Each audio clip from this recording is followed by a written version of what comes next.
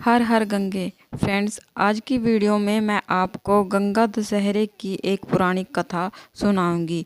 इस साल 2025 में 5 जून को गंगा दशहरे का पर्व मनाया जाएगा। बहुत पुराने समय की बात है। एक चक्रवर्ती राजा सगर हुआ करते थे। उनके 60,000 पुत्र थे। उन्होंने अश्वमेध यज्ञ करवाया और इंद्र ने उनके यज्ञ का अश्वमेध घोड़ा कपिल मुनि के आश्रम में जाकर बांध दिया और इंद्र के ऐसा करने से उनके यज्ञ में रुकावट आ गई। महाराज सगर ने अपने 60,000 पुत्रों को अश्वमेध यज्ञ का घोड़ा खोजने की आज्ञा दी।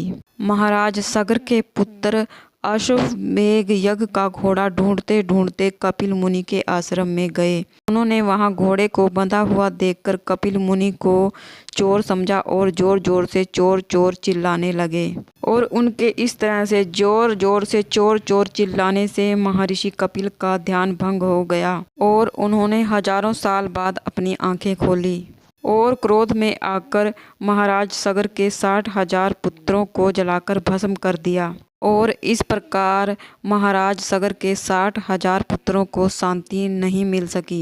महाराज सगर ने अपने पुत्र अंशुमन को पता लगाने के लिए भेजा। महाराज सगर की आज्ञा पाकर अंशुमन अपने चाचाओं को खोजता हुआ कपिल मुनि के आश्रम में पहुंचा। उसने वहां जाकर देखा कि उसके चाचाओं की राख पड़ी हुई है। अंशुमन ने पूरे भक्ति भाव से कपिल मुनि को प्रणाम किया।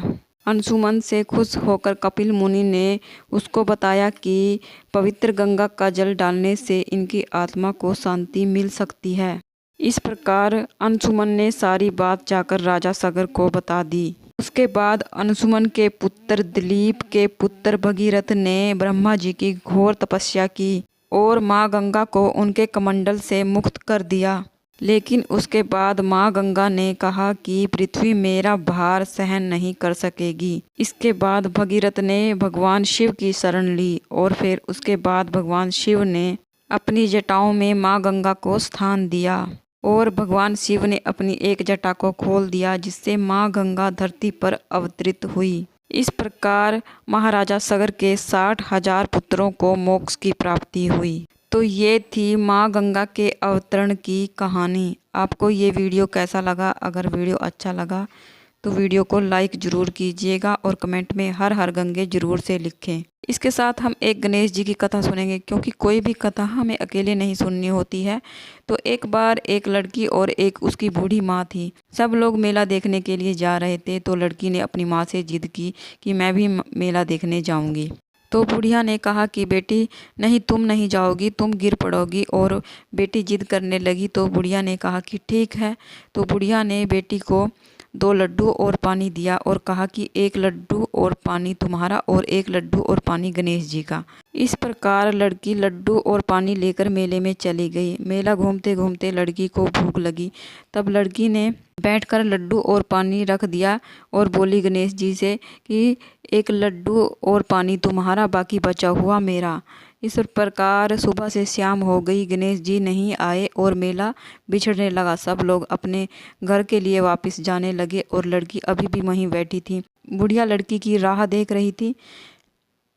इस प्रकार गणेश जी भी ये सारी कहानी देख रहे थे। तब गणेश जी ने एक छोटे से लड़के का रूप धारण किया और कहा कि लोग खा लिया तुम्हारा लड्डू और पी लिया पानी, अब तुम अपने घर जाओ।